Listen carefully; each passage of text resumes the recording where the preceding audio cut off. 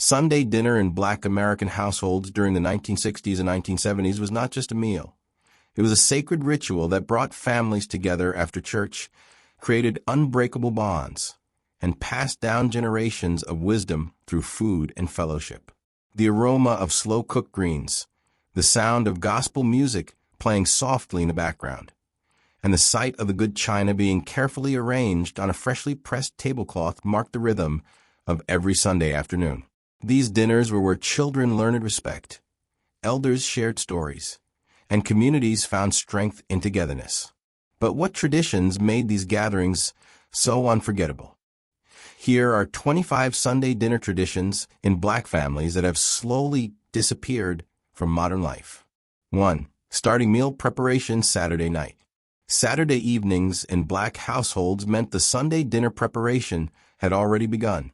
Women would soak beans overnight, season large cuts of meat with secret spice blends, and prepare homemade pie crusts that would rest in the refrigerator until morning.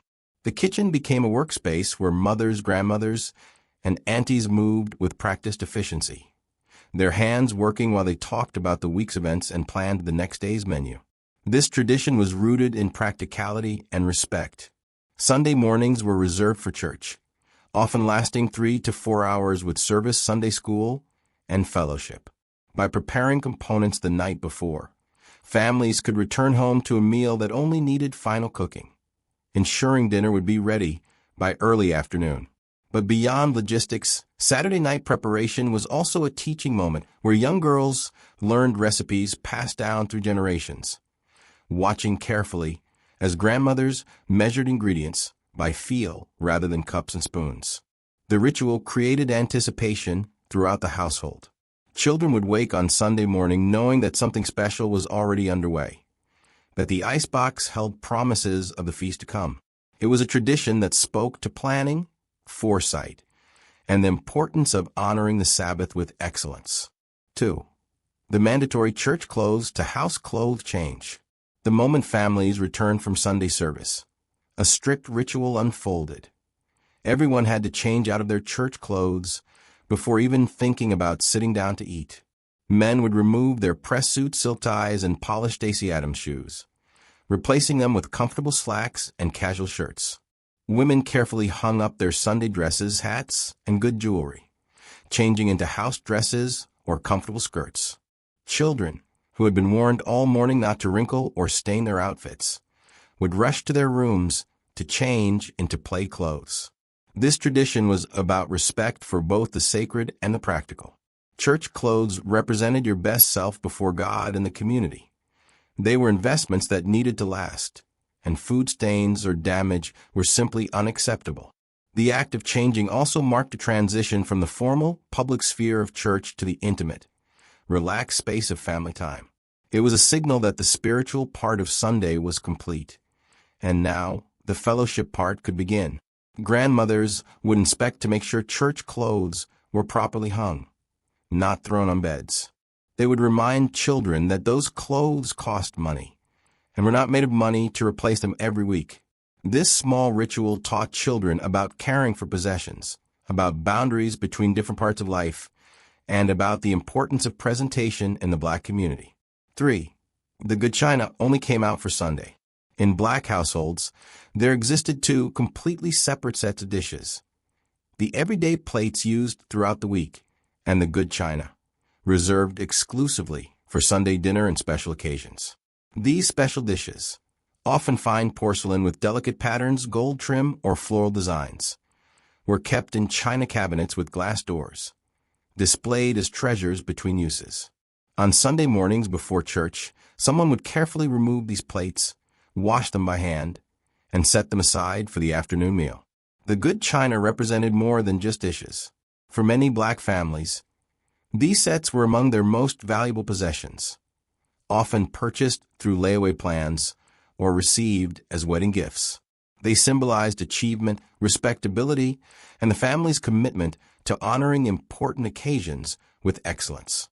Using them weekly for Sunday dinner elevated the meal from routine to ceremonial, sending a message that family time deserved the finest treatment. Children were taught to handle these dishes with extreme care. They learned to carry one plate at a time, to never stack them carelessly, and to wash them gently in warm, soapy water, never in the dishwasher, even if the family had one. Breaking a piece of the good china was a serious matter that might result in restriction from handling them for weeks. This tradition instilled lessons about respecting valuable things, about the difference between ordinary and special, and about family heritage. 4. Absolutely no television during dinner. Sunday dinner occurred in complete silence from the television. The TV stayed off from the moment food hit the table until the last dish was cleared, washed, and put away. This was a non-negotiable rule in black households, and children quickly learned not to even ask if they could watch their favorite shows during mealtime. The dining room or kitchen table became a sacred space dedicated entirely to eating, conversation, and being present with family. This tradition created an environment where real connection happened. Without the distraction of TV, families actually talked to each other. Children learned to engage in adult conversation, listening to their parents discuss community issues, church matters, and family concerns. Elders shared stories from their past, creating oral histories that would have been lost if everyone had been staring at a screen. These conversations were where values were transmitted, where children learned how to think about the world, and where family identity was forged. The no TV rule also taught discipline and delayed gratification. Children might be dying to know what happened in their favorite Sunday afternoon show, but they learned that family time took priority. They learned to find entertainment in each other's company, in listening to Uncle James tell the same story for the 100th time, in watching cousins compete for the last piece of cornbread.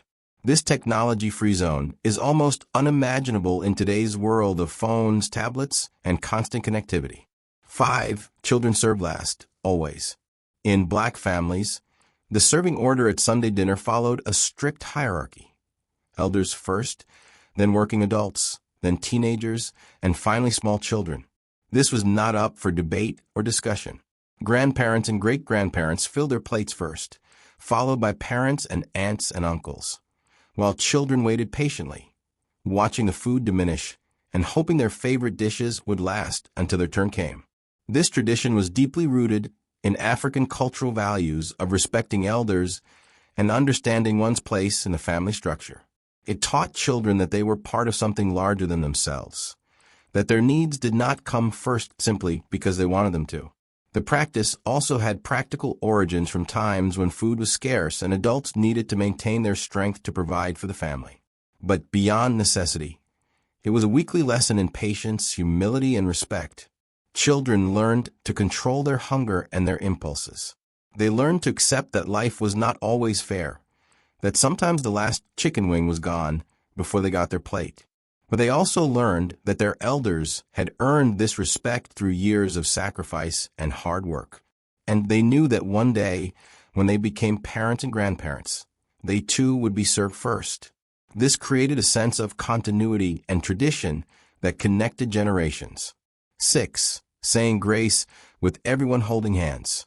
No one touched their fork until grace was said, and in most black families, this blessing was done with everyone holding hands around the table. The family would stand or sit in a circle, joining hands while the eldest male, usually grandfather or father, led the prayer.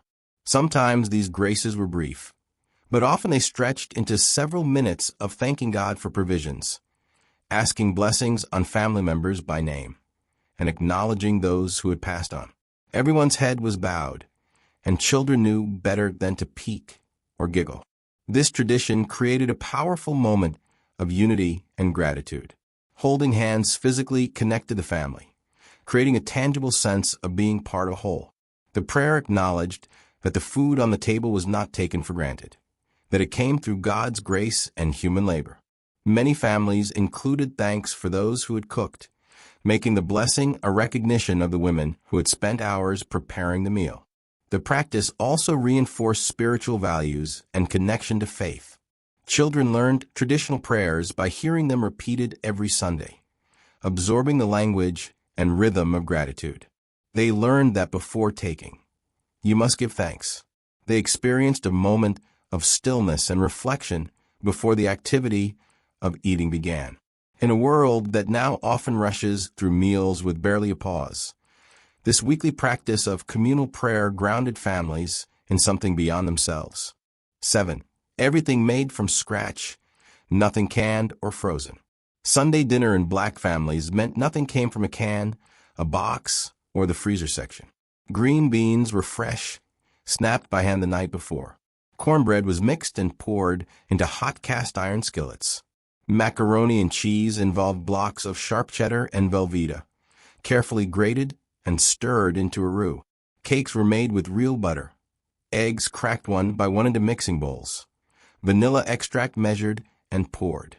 Even the iced tea was brewed from actual tea bags, sweetened while hot, and chilled in glass pitchers. This commitment to scratch cooking was partly economic. Processed foods were often more expensive than raw ingredients, but it was also about pride and quality. Black women took seriously their role as cooks who nourished their families with real food. They learned these skills from their mothers and grandmothers, and they took satisfaction in producing meals that tasted distinctly homemade. The difference between canned green beans and fresh ones simmered for hours with ham hock was not just taste. It was love made tangible. The scratch cooking tradition also meant meals took time and skill.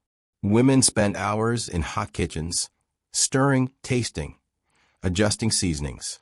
They knew how to make cheap cuts of meat tender through slow cooking, how to stretch ingredients to feed unexpected guests, how to turn simple vegetables into soul-satisfying dishes. These were not simple meals thrown together quickly. They were labors of love that demonstrated commitment to family excellence. 8. The rotation of who got the good pieces. Every family had certain coveted parts of the meal. The chicken wings, the corner pieces of cornbread, the crispy edges of mac and cheese, the first slice of sweet potato pie.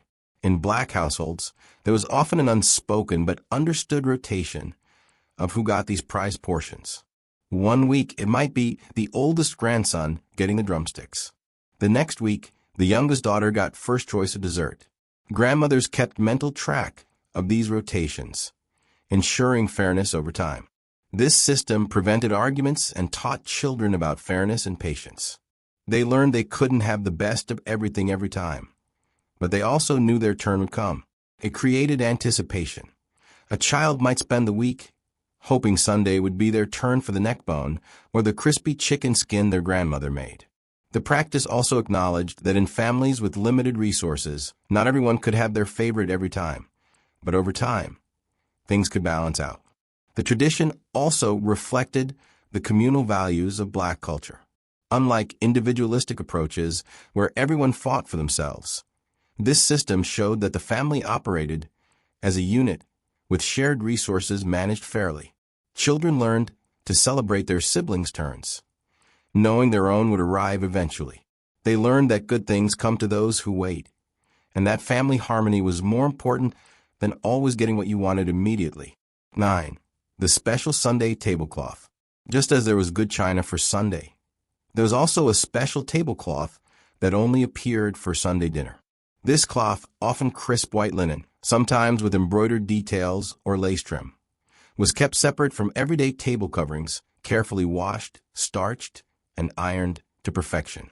On Sunday mornings after the table was cleaned, this tablecloth would be spread with ceremony, smoothed down to eliminate every wrinkle, its edges hanging evenly on all sides. The Sunday tablecloth transformed an ordinary dining table into something worthy of celebration. Its pristine whiteness created a blank canvas that made the food, the china, and the crystal glasses look even more beautiful. The cloth was often a prized possession, perhaps a wedding gift, an heirloom passed down, or something purchased through careful saving. Taking care of it, treating stains immediately, ironing it with precision, was a point of pride for the woman of the house. Children were warned repeatedly to be careful around the Sunday tablecloth. Spills were met with swift action and sometimes consequences, because maintaining that whiteness required work. The tablecloth represented the family's standards, their commitment to presenting their best selves even in the privacy of their own home. It showed that Black families refused to accept anything less than excellence, even when no one outside the family would see it. 10. homemade rolls, or biscuits still warm. No Sunday dinner was complete without fresh baked bread, usually rolls or buttermilk biscuits, pulled from the oven just before the family sat down to eat. The bread would arrive at the table in a basket lined with a clean kitchen towel, still steaming, filling the room with the intoxicating scent of yeast and butter. These were not store-bought rolls reheated in foil. They were made from scratch, kneaded by hand or with an old stand mixer, left to rise under dish towels, and baked to golden brown perfection. The timing of bread making was an art form. Women had to calculate backwards from dinner time, knowing exactly when to start the dough so it would finish its second rise just in time for baking, emerging hot from the oven as the family gathered. The smell of baking bread was a signal that Sunday dinner was imminent, creating anticipation throughout the house. Children would hover near the kitchen, hoping to snag a roll before the official meal, though they were usually shooed away to wait like everyone else. Fresh bread served multiple purposes in the meal. It soaked up pot liquor from greens, complemented rich gravies, and provided a vehicle for softened butter. But beyond function, homemade bread represented care and skill. Anyone could open a bag of store-bought rolls, but making bread from flour and yeast required knowledge passed down through generations. When a grandmother taught her granddaughter to make her biscuit recipe, she was passing on more than ingredients. She was passing on family identity. 11. Grown folks, table versus kids' table. Sunday dinner in large black families meant two separate eating spaces. The main dining table for adults and older teenagers, and a smaller kids' table set up in the kitchen, on the porch, or in an adjacent room. This division was absolute and non-negotiable. Children understood they belonged at the kids' table until they reached a certain age, usually mid-teens, when they would be invited to join the adults. Being promoted to the grown folks' table was a rite of passage, a sign that you were maturing and could participate in adult conversation. The kids' table had its own culture and dynamics. Younger cousins would joke around more freely, play games between bites, and generally be louder than would ever be tolerated at the main table. They were supervised but given more latitude to be children. Meanwhile, at the grown folks' table, conversation was serious. Discussions of work, church politics, community issues, and family business that children didn't need to hear. This separation allowed adults to speak freely while also giving children space to enjoy their meal without constant correction. The tradition taught children to aspire to maturity. They watched the adults at the other table, noting their conversation styles, their table manners, and their sophisticated interactions. They learned that growing up meant earning the right to participate in adult spaces. The anticipation of joining the grown folks table gave them something to work toward, a marker of progress in their journey to adulthood. 12. The ritual of fixing plates for shut-ins. Before anyone in the family began eating, the matriarch would often prepare special plates to be delivered to elderly neighbors, sick community members, or church members who couldn't attend service that day. These plates were not leftovers or afterthoughts. They were carefully prepared with the best portions covered with aluminum foil and arranged just as beautifully as the family's own plates. Designated family members, often teenagers, would be tasked with delivering these plates while the food was still hot. This tradition embodied the communal care that defined black neighborhoods. Sunday dinner was not just for those who could cook or afford it. It was for the community. Widows living alone, elderly folks without family nearby, and those recovering from illness could count on receiving a hot Sunday meal from neighbors. No one asked for these plates. They were simply prepared as a matter of course, an extension of Christian charity and community responsibility. Children who delivered these plates learned important lessons about caring for others and maintaining community bonds. They saw firsthand how their family's abundance was shared with those in need. They learned the names and stories of elders in the neighborhood, building connections across generations. This practice, now largely disappeared, represented a time when black communities functioned as extended families, looking after one another in practical, tangible ways. 13. No eating until everyone was served. Even though children might be served last, no one, adult or child, lifted a fork until every single person at the table had their plate filled and was seated. This rule was enforced strictly. Early eaters would be reminded sharply, "We wait for everyone." If a table was large and serving took time, people would sit patiently, smelling the delicious food on their plates but not touching it. Only after the last person sat down, and only after grace was said, would the collective eating begin. This tradition reinforced the communal nature of the meal. Sunday dinner was not about individual consumption. It was about shared experience. Starting together meant everyone participated in the same moment, creating unity. It also showed respect for those doing the serving, usually women who had cooked all morning and were often the last to sit down. Making them wait while others ate would have been a profound disrespect. The practice taught children impulse, control, and consideration for others. In a world of instant gratification, this weekly lesson in waiting was formative. Children learned that their hunger, while real, was not more important than family unity. They learned to think about others' experiences, to notice when someone was still standing at the stove, to understand that patience was part of respect. These small lessons accumulated over years, shaping character in ways that extended far beyond the dinner table. 14. Specific seating. Arrangements that never changed. In Black families, everyone had their designated seat at the Sunday dinner table, and these positions were rarely altered. Grandfather sat at the head of the table, grandmother at the opposite end or to his right. Parents occupied specific positions, with the father typically given a place of prominence. Children's seats were assigned based on age and behavior, with the most reliable or eldest sitting closest to adults. Guests were given seats of honor, but family members' regular positions remained sacrosanct. These fixed seating arrangements created order and reflected family hierarchy. Everyone knew where they belonged, literally and figuratively. There was no confusion or negotiation about seating. You simply went to your place. This stability was comforting, especially for children, who could navigate the meal knowing exactly where they fit. The arrangement also had practical purposes. Mothers often sat near the kitchen for easy access. Older children who could be trusted sat near younger ones who needed help. The tradition also meant that empty chairs were profoundly noticeable. When a family member passed away or moved away, their empty seat at Sunday dinner was a tangible absence. Some families would leave the seat empty for weeks or even months, a silent memorial. This made the dinner table a place where family continuity was both celebrated and mourned, where the past and present merged every Sunday afternoon. 15. Pot liquor saved and considered precious. The liquid remaining after collard greens, turnip greens, or mustard greens finished cooking, known as pot liquor, was never discarded.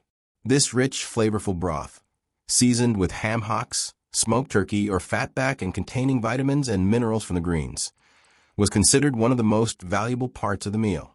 It was served in small bowls or cups, or saved for dipping cornbread. Some family members preferred the pot liquor to the greens themselves, sipping it like soup or soaking bread in its savory depths. This practice came from generations of making use of everything and wasting nothing. Pot liquor was not only delicious, but nutritious, containing the water-soluble vitamins that had leached from the greens during cooking. In times of scarcity, pot liquor could stretch a meal, providing flavor and nourishment beyond the solid food. Grandmothers knew that the liquor could even be refrigerated and used later to cook rice or other vegetables, infusing them with rich flavor. The reverence for pot liquor also represented a broader African-American culinary philosophy, that the parts of the meal others might discard often contained the most goodness. Just as neck bones and ham hocks were transformed into delicacies through slow cooking, pot liquor elevated the simplest cornbread into a satisfying dish. This wisdom about using everything fully was a survival skill passed down through generations who had experienced scarcity and learned to find abundance in what they had. 16. Sunday shoes removed at the door. House shoes required. After changing from church clothes, another ritual occurred. Sunday shoes had to be removed at the door and replaced with house shoes or slippers kept specifically for indoor wear. Men would line up their polished dress shoes in the hallway or by the door. Women would place their heels or Sunday flats carefully aside. And children would kick off their uncomfortable patent leather shoes with relief. House shoes, comfortable slippers, soft moccasins, or simple slides would be donned before entering the main living areas. This tradition protected the house from dirt and wear, but it also marked another transition. Sunday shoes represented the public face shown to the world and to God. House shoes represented the private, relaxed self that could exist within family spaces. The act of changing shoes was a physical reminder that you were now home, safe, and could let down your guard.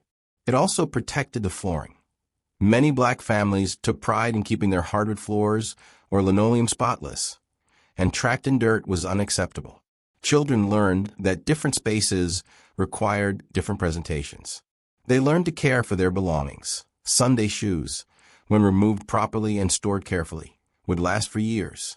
They learned about the boundary between public and private, about how home was a sanctuary where you could be your most authentic self.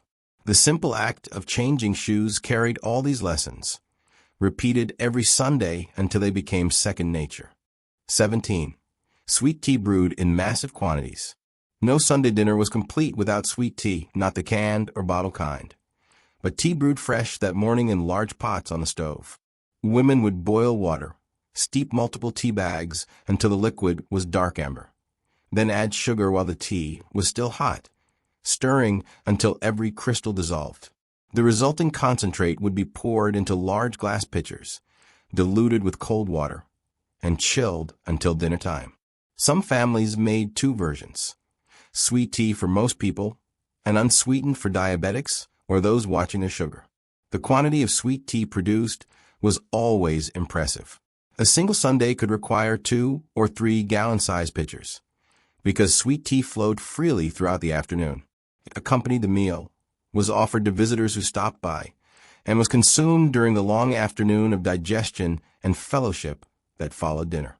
Running out of sweet tea during Sunday dinner would have been a hosting failure of the highest order, so women always made extra. The tea itself had a specific taste profile that varied by family recipe. Some families preferred Louisiana tea bags exclusively. Others used Lipton or Red Rose. The sugar ratio was hotly debated. Some families made tea so sweet it was almost syrup, while others preferred a more moderate sweetness. Children learned to make their family's version, understanding that getting the tea right was part of maintaining family culinary tradition. Store-bought sweet tea, when it eventually appeared in supermarkets, was dismissed as inferior, nothing compared to the real thing made at home. 18. The Sunday afternoon food coma and mandatory rest. After Sunday dinner concluded and dishes were washed, a ritual period of rest descended upon the household. Adults would settle into living room chairs and sofas, loosening their clothes and allowing the heavy meal to settle. Grandparents might doze off entirely, gentle snores punctuating the quiet afternoon. Children were required to engage in quiet activities, reading, coloring, or playing com games, because grown folks need their rest after church and cooking. The television might be turned on, but to peaceful programming, nature shows, old movies, or church broadcasts. This mandatory rest period was not laziness, but necessity. The women had woken early to prepare for church, attended lengthy services, and spent hours cooking and serving a major meal. The men had likely worked 6-day weeks at physically demanding jobs. Everyone deserved recovery time. The food itself, rich, heavy, and abundant, naturally induced drowsiness. The rest period acknowledged these realities, while also creating a pocket of peace in the week's rhythm. Children learned that rest was valuable, and that the needs of those who had labored took priority. They learned to entertain themselves quietly, developing patience and independence. The Sunday afternoon lull created a unique atmosphere. The house full of satisfied people, the air still smelling of dinner, the day slowing to a gentle pace. This weekly rhythm of activity followed by rest, of abundance followed by contentment, shaped children's understanding of healthy life patterns. 19. Specific blessing request for specific foods. In many Black families, the Sunday grace included specific thanks for specific dishes on the table. The blessing might thank God for the greens that Mama cooked, the chicken that's been fried to perfection, or the cake that Sister Mary sent over. This level of detail and grace was not pretentious, but genuine, an acknowledgement that every dish represented someone's labor and skill. Sometimes the blessing would mention the cook by name. Thank you, Lord, for giving Grandma the strength to make this meal for us. This tradition elevated cooking to the spiritual plane. Food was not just sustenance, but a form of love and service that deserved divine recognition. By naming dishes in prayer, the family acknowledged the sacred nature of feeding people, connecting physical nourishment to spiritual care. It also publicly recognized the work of cooks, giving them honor in front of the family and God. The practice taught children to be specific in their gratitude, not vague or generic. They learned that saying thanks meant noticing what had been done, naming it clearly, and acknowledging the effort behind it. When children eventually led grace at their own family dinners, they often carried forward this tradition of detailed thanksgiving, creating a continuous chain of recognition and appreciation across generations. 20. No debates about politics or heavy topics. Sunday dinner had a strictly enforced code of conversation. No politics, no heated debates, no discussions of controversial topics that might lead to arguments. If conversation began veering toward sensitive subjects, civil rights issues, church disagreements, family feuds, or personal conflicts, elders would intervene swiftly with phrases like "not the dinner table," or "this is not the time." Sunday dinner was meant to be peaceful, unifying, and pleasant. Difficult conversations could happen at other times, but not when the family gathered to break bread. This rule protected the sanctity of the meal. Black families faced enough conflict and stress in the outside world, discrimination at work, struggles with limited resources, tensions in the community. Sunday dinner was an oasis from those struggles, a space where family could simply enjoy each other's company without additional friction. The rule acknowledged that people could disagree strongly but still sit together in peace once a week. Children learned that there was a time and place for difficult conversations, that not every thought needed to be expressed immediately, and that maintaining family harmony sometimes meant choosing silence over being right. They watched adults navigate disagreements with restraint, seeing models of emotional regulation and social grace. The peace of Sunday dinner was actively protected because everyone understood its value as a refuge from a challenging world. 21 multiple desserts, always including something homemade. Sunday dinner culminated in dessert, but not just one option. There would be multiple choices: sweet potato pie, pound cake, peach cobbler, banana pudding, or lemon meringue pie. At least one, usually more, would be homemade by family members. These desserts represented hours of baking on Saturday or Sunday morning, filling the house with the sense of vanilla, cinnamon, and butter. Store-bought desserts might appear, a Sara Lee pound cake or some cookies, but the homemade offerings were the stars, passed around the table with pride. The abundance of desserts reflected the celebratory nature of Sunday dinner. This was not a weekday meal with a simple finish. It was a feast that deserved proper conclusion. Multiple dessert options also allowed for different preferences. Some family members preferred pie, others wanted cake, and children always hoped for something chocolate. The variety meant everyone could find something they loved, making the end of the meal as satisfying as the beginning. Making multiple desserts required significant planning and effort, but it was a labor of love.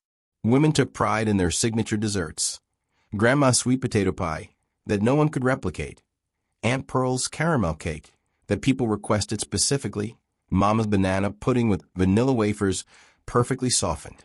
These desserts became part of family identity, dishes that people remembered decades later. When someone passed away, their dessert recipes took on almost holy status, carefully preserved and made on special occasions in their memory. 22. Children required to ask, "May I be excused?" No child could simply finish eating and leave the table. They had to sit until they formally asked, "May I be excused?" and received permission from a parent or grandparent. Even if they had finished their meal while adults were still eating, they remained seated, waiting patiently. If they needed to use the bathroom, they asked permission. If they wanted to go play, they asked permission. The table was not a place you entered and exited casually. It required formal acknowledgement of authority. This rule taught children that mealtime was not just about consumption, but about participation in family community. They couldn't simply use the family for food and then run off to pursue individual interests. They had to remain present until the collective experience was complete. The practice also taught respect for authority and proper manners. Asking permission acknowledged that the meal was hosted by adults who deserved the courtesy of being asked. The tradition also regulated children's behavior throughout the meal. Knowing they couldn't leave without permission meant they had to maintain acceptable conduct.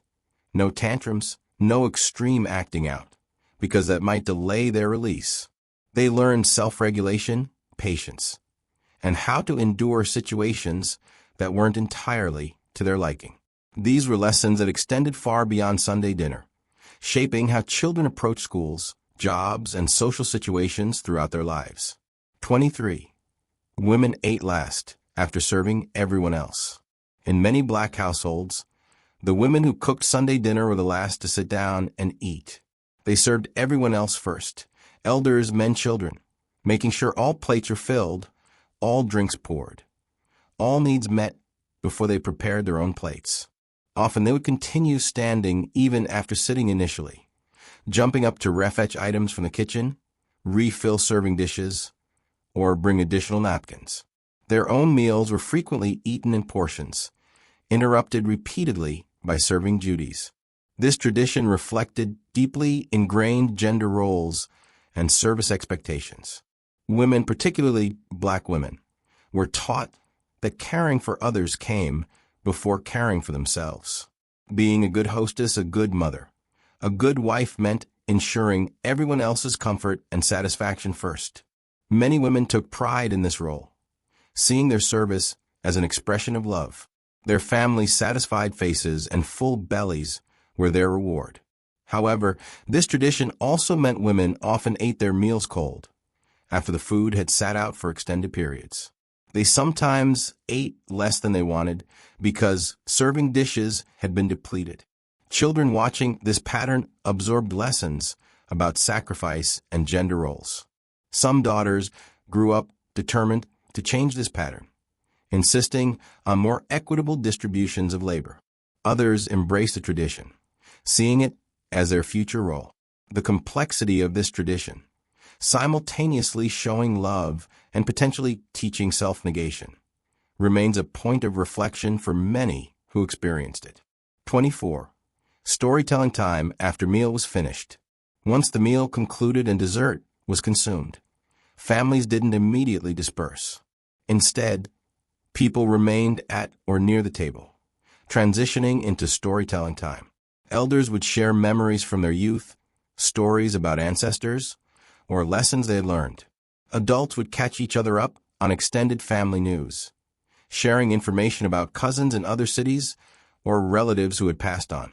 Children would listen, sometimes bored, but gradually absorbing family history through these repeated narratives. These stories served multiple purposes. They transmitted family history in the oral tradition, ensuring younger generations knew where they came from. They reinforced family values by sharing stories of ancestors who overcame hardship, showed courage, or demonstrated moral strength. The stories also maintained connections across distance and time, keeping alive the memories of people and places that shaped the family's identity. Children hearing these stories might not have appreciated them in the moment, but years later they would find themselves telling their own children the same tales. They would remember Grandpa's story about working in the railroad yards, Grandma's memory of seeing Jackie Robinson play, or the family legend about the relative who escaped sharecropping to build a successful business. These Sunday afternoon storytelling sessions were how black families preserved their histories in a culture that often tried to erase them. 25. Leftovers packaged for everyone to take home. As Sunday afternoon waned and families prepared to depart, the matriarch would begin packaging leftovers. No one left empty-handed. Aluminum foil-covered plates were prepared for each departing family unit, filled with generous portions of dinner items. Plastic containers were filled with greens, mac and cheese, and meat. Extra dessert was wrapped and distributed. Even if someone protested they had enough food at home, they would still receive a package. It was simply what was done. This tradition extended the blessing of Sunday dinner beyond the immediate meal. Families taking home leftovers would have Monday's dinner already prepared, or at least supplemented. The food became a tangible connection to Sunday's gathering, a way of carrying family back to individual homes. Single people living alone, young couples just starting out, or anyone going through hard times especially benefited from these care packages. The practice also ensured no food was wasted. Rather than having one household stuck with massive amounts of leftovers, the bounty was redistributed throughout the extended family. It was practical, but it was also symbolic, showing that family resources were shared, that abundance in one place meant abundance for all. Children who grew up receiving these packages learned about generosity and community care. Many found themselves, as adults, continuing the tradition with their own families, perpetuating the cycle of sharing that had sustained their communities for generations.